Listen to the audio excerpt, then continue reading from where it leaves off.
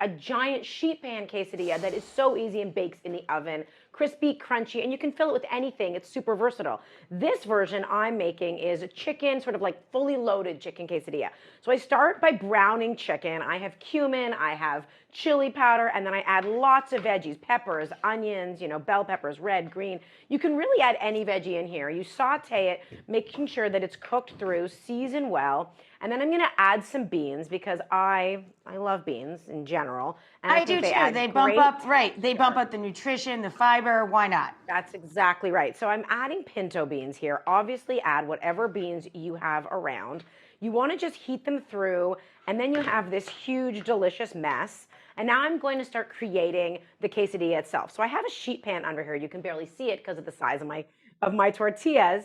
And this is sort of a fun origami type situation. So I've laid out 6 tortillas here, and I'm gonna just place one more in the center so that I have covered my entire sheet pan. I'm gonna take some cheese because the cheese is key. It's the glue. It's what sticks everything together. And that's what a quesadilla is. It's a grilled cheese with various fillings on tortillas instead of bread. Correct. And then I have all of my delicious chicken, veggie, bean mixture in here, a little bit spicy. And I'm going to fill out my whole bottom of my quesadilla. Cover, of course, with more cheese because, again, the stickiness. Very important. You need cheese. And also, it's not fun if you don't get that cheese pull, right? So lots of cheese. And then I have some chopped scallions. I'm going to take about half of them and sprinkle them over, a little freshness.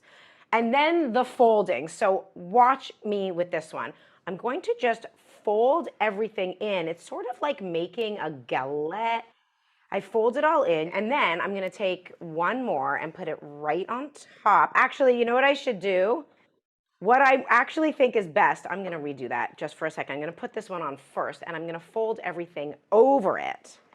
Okay, now I have a second, I'm going to brush it with oil. I almost forgot because that's going to help seal it, but also give it the crunch and the brown. That's right, so you brush it just a little with some oil. And then you're going to take a second pan and you're going to put it right on top, which will weight it down and make that seal that you want. Now, this goes in your oven. You're going to bake it till it's piping hot. This one I have for you is already cooled, so do not worry. I am not burning my hands. Going to clear this away. And are you ready?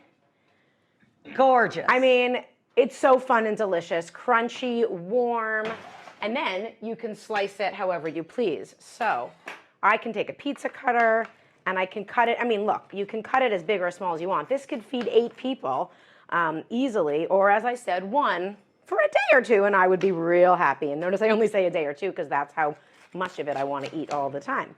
So you just cut it and you take a slice.